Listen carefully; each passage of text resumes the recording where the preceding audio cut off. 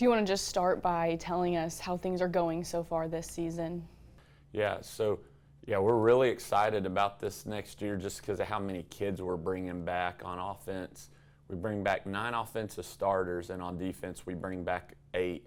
And it's our biggest senior class we've ever had in school history, so there's a lot of players and just a lot of guys that have been up on varsity for a while. So the experience and just the size of this class, and they're extremely athletic too.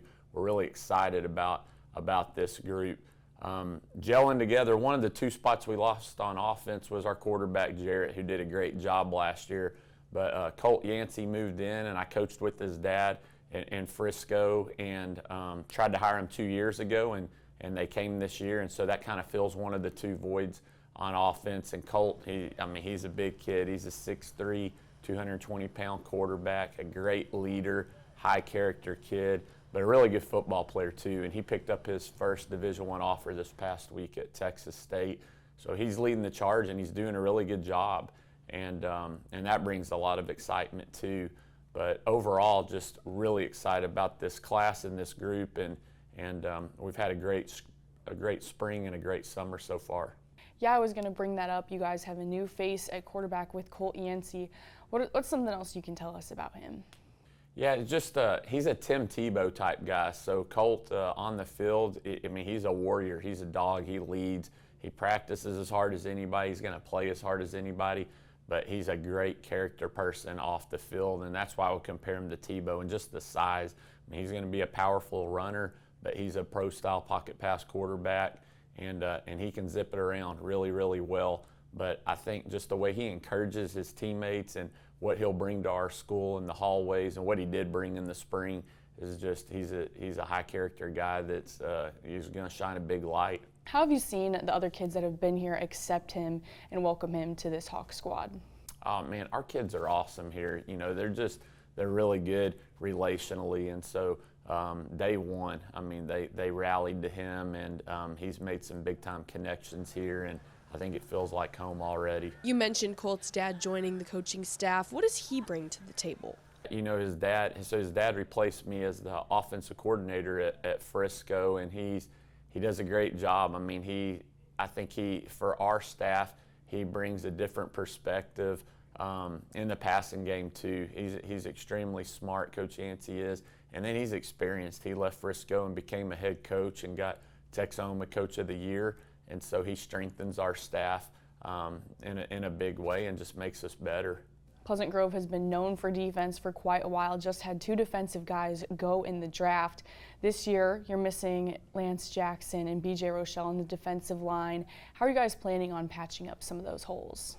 Yeah, I think one is you lose a guy like Lance, who's a top 8 kid in the nation, and it's just tough to replace that guy. But we're replacing him with another kid that's kind of a phenom and got his first offer out of 8th grade and's already picked up Big 12 and SEC offers in Kedrid Smith.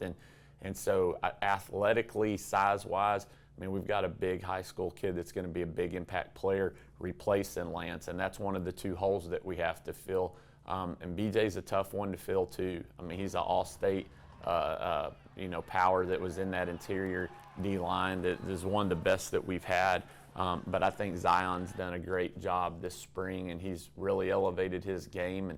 And then I think the other 9 guys returning around them, that extra year of experience that they bring and bringing that many starters back, hopefully that helps fill that void too, just playing team defense. Last year you guys had a relatively young team. Is there anyone you're expecting to see a lot of growth from?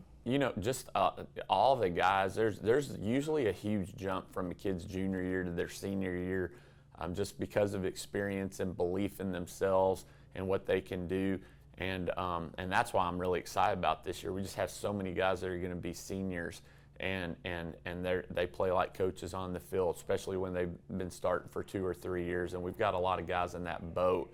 I'm really excited about our offensive line. We have a lot of size there. We're bringing back every kid on the O-line, and that unit got better and better last year. But it'll be led by KJ Greer in the middle, and then we have Jackson Patterson and Withard that are 2 huge dudes right there with him anchoring that thing. and then Julian Toby and Des Hutchison on the outside. And I think we have a really big line that's going to play physical and I think be one of the best ones in East Texas for sure.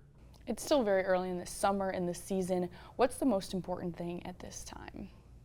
I think the kids just, the belief factor, they believe that we can go win a state championship, but putting in the work every day together and grinding, I think that's what makes the belief real. And so we just have to keep capitalizing. Our first day of strength and conditioning, we had 100% kids in attendance and knew everybody was where they needed to be. And that's a tough thing to get in the summer, but on the daily, I mean, we may have 2 or 3 kids gone at a church camp.